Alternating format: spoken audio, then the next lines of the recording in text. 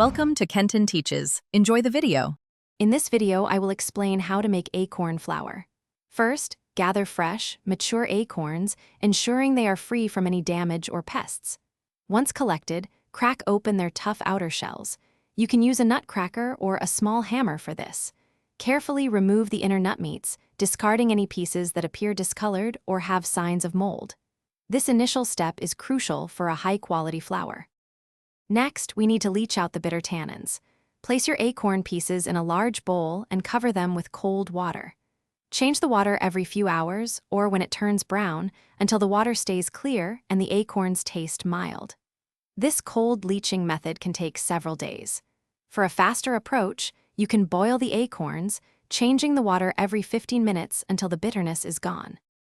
After leaching, it's essential to dry the acorns completely. Spread the leached acorn pieces in a single layer on a baking sheet. You can use a food dehydrator set to a low temperature, around 100 to 115 degrees Fahrenheit, or a conventional oven on its lowest setting with the door slightly ajar.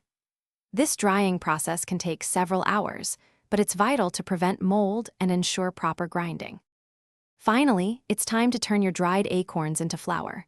Use a high-powered blender or a food processor to grind the pieces into a fine powder. You might need to do this in batches. For a smoother texture, sift the flour through a fine mesh sieve to remove any larger bits, which can be reground. Store your finished acorn flour in an airtight container in the freezer for optimal freshness and longevity. Thanks for watching. Please subscribe if this video was helpful.